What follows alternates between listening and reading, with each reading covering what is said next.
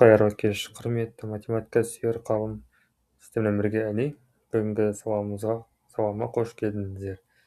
Бүгінгі сабағымыздың тақырыбы аналитикалық геометрияның 3-ші лекциясы және оның атауы жазықтықтағы екінші ретті сызықтар. Бүгінгі сабағымыздың мақсаты координаталар жазықтығында екінші ретті сызықтар теңдеуі, оның ішіне парабола, гипербола, шеңбер, эллипс теңдеуден шығаруды үйренеміз. Және олардың қасиеттеріне тоқталамыз. Фокус, эксцентриситет, директриса ұғымдарымен танысатын боламыз. Және де бұл теңдеудің көмегімен біз кейбір есептерді шығаруды үйренеміз. Алдымен жаңа ұғымдармен танысайық. Глоссарий. Фокус дейтін конустық қиманың эллипс, гипербола, парабола геометриялық қасиеттерін анықтайтын еші нүкте. Яғни фокус деген шеңбердегі центр сияқты, яғни ол фокус арқылы біз қисықтарды сала өткенбіз. Фокус деген сол ерекше нүкте екен.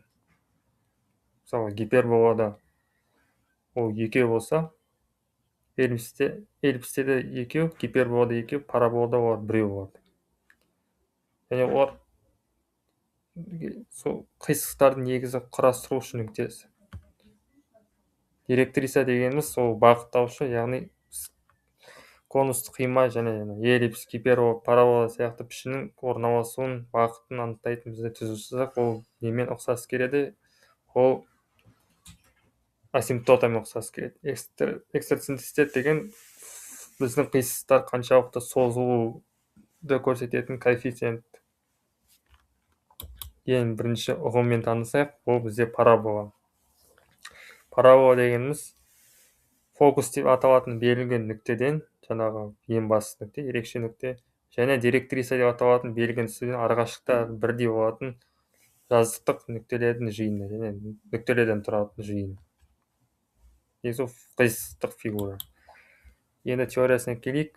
Бізде суретте бізде бір фокус нүктесі берілді, және де директриса түзу, және олардың арасы бір қақ ортасынан егер өсіп бөлінген. Біз директриса мен қиылысу нүктесі мен фокустың арасын П деп алайық. Бұны жерде М деп тұр. Сонда қақ бөлген кезде теңдей 2-ге бөлінеді, арақашықтығымыз П бөлінген 2 деген. Енді бізге қасиет бойынша мына R дейтін арақашықтық, М дейтін нүкте, ол біздің параболадағы бір нүкте. Параболаның бойындағы бір нүкте М деп алайық.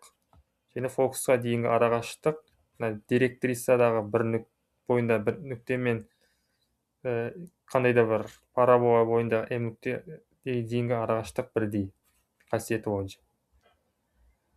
Енді сол қасиет координаталар белгілейді. Бізде координаталар берілген. Бізде екі арақашықтық терін қасиет бойынша М бөлінген 2, П минус П бөлінген 2-ден түзу. Енді координаталарына мән берейік. Бізде фокустың координаталары М бөлінген 2 бөлін 0. М деген қандай да бар X, Y, және де Q'міз, яғни директрисада бойындағы нүкте, ол М минус бөлінген 2 бөлінген Y. Енді модульден табайық, яғни арақашықтық. Біз арақашықтық осындай түрде аталады. Квадрат арқылы білесіздер. Квадрат арқылы анықтаймыз да, екі теңдеуді теңестіреміз. Теңестіргеннен кейін осындай бір теңдеуге ие боламыз. Ең соңғы теңдеу y квадрат 2xm. Бізде фокус М бөлінген 2, эксцентриситет және бірдей болғандық үшін арақашықтықпен бізде эксцентриситет 1-ге тең. Жалпы жағдай болса осындай болады.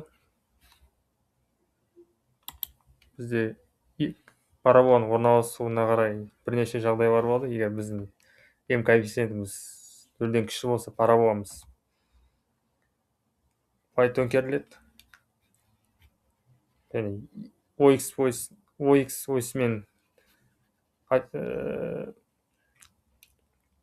OX осымен симметрия болады.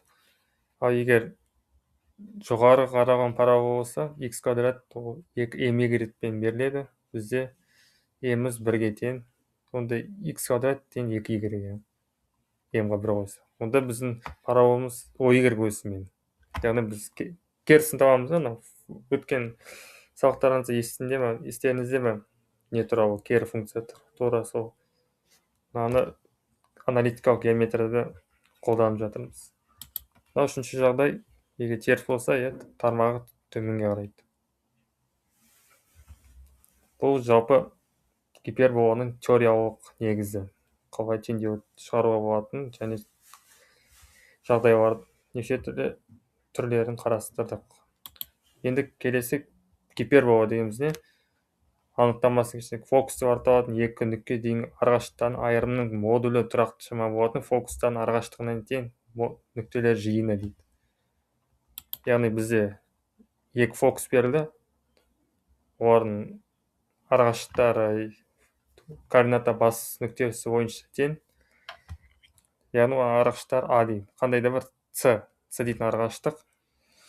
Яғни R1 бөлген R2 деген нүкте қандай да бір гиперболада бір нүктенің фокусқа дейін арақашықтықтарын айырымы. Біз айырымы сол 2А деген мәнді береді екен. С дейтін. Олар анықтама бойынша жаңа айырымы және фокустан айырмашылығынан үлкен болады. Үшбұрышта ережесі ғой жалпы. Үшбұрышта мысалы қабырға мен қабырғаны қосса анадан кем болады ғой. Сол сияқты. Жалпы 2А деген нем береді. Қандай да константа, тұрақты мән ол. Енді бізге жаңағыдай F1, F2 нүктесінің координатасын табамыз. Мына жерде минус С0, мынада С0. F1M мен F2M арақашықтықтан табамыз. Осылай жаңағы алдыңғы параболадағыдай. Және де мына орнына қойып, осындай алгебралық ықшамдау арқылы біз қандай теңдеуге қол жеткіземіз.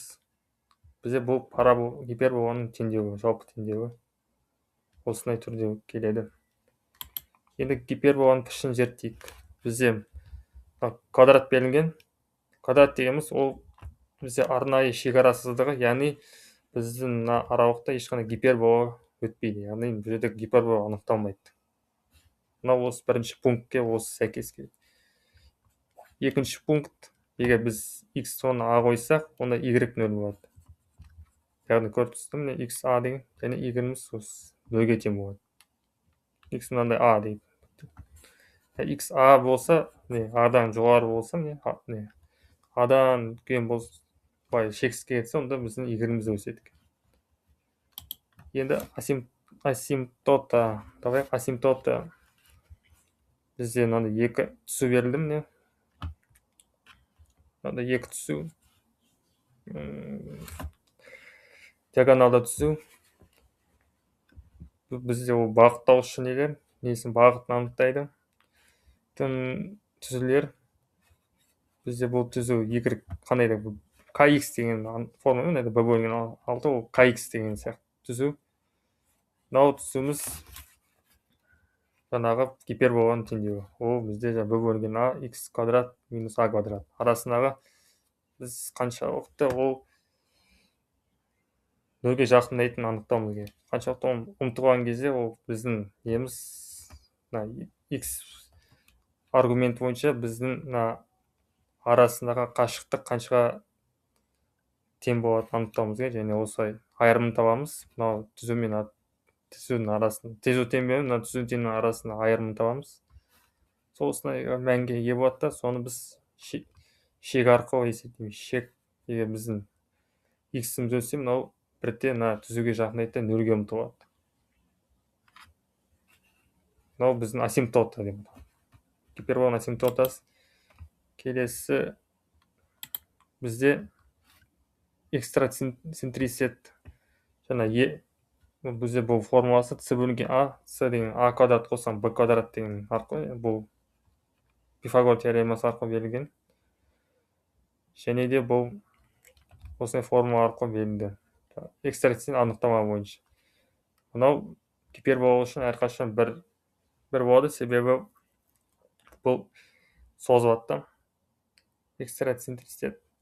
Сол үшін бізде бір болады. Енді шеңбер дегенімізде барлық нүктелер бір жазықта және центрден бірдей қашықтықта жататын нүктелер жиыны. Жалпы шеңбер негізі түсінікті деп ойлаймын. Көп жағдайда бізде осындай жалпы теңдеу берілді. Мынандай жалпы теңдеу. Біз қарапайым теңдеу, мынау бізде ашқан кезде теңдеу, мынау екінші қисықтың жалпы теңдеу осылай болады. Осымен салыстыру арқылы жерде А с-мен тең болады, жерде Б нөлге тең болады.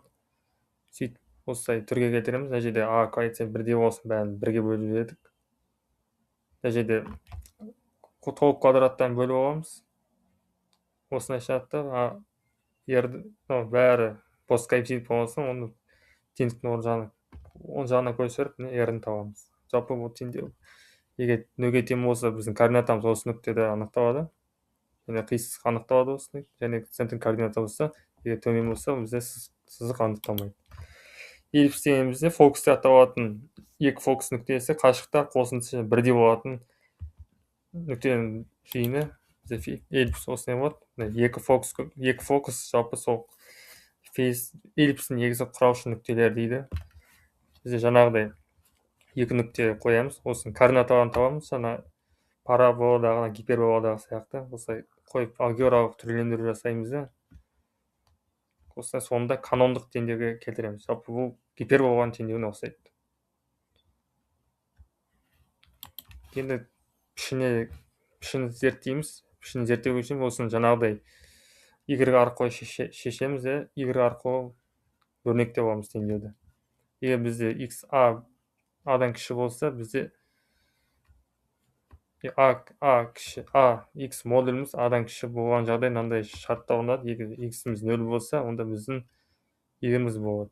Мысалы, a квадрат x-ке 0 қойса, a квадрат a-ға шартта, мынау қысқарады, b болады.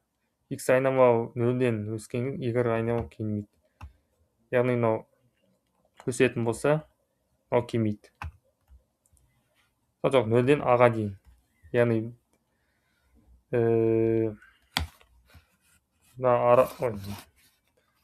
егер x-іміз аралыққа a санынан кіші болса, яғни 0-ден үлкен болса, біздің y айнымалымыз кемейді. x a болған кезде, x-ін a қойса, a квадрат 0 болады да. Жалпы y-іміз 0 болады, a және 0 дейтін эллипсте жатады. x-іміз a-дан үлкен болғанда, яғни бізде түбірінің ішіне теріс сан болады. Экстрацентриситет жаңағыдай c бөлінген c бөлінген a формасы арқылы анықталады. c квадрат a квадрат b квадратымыз жаңағыдай формуласын есімізге түсіреміз. Сонда біздің экстрацентриситетіміз осындай түрге келіп алады. Бұл бізде константа. Ал бізде директриса жаңағы бағыттаушы теңдеу. Бұл әрқашан эллипстің тыс жерде жатады. Сондықтан бұл эллипстің негізі бағыттаушы түсуі. Жалпы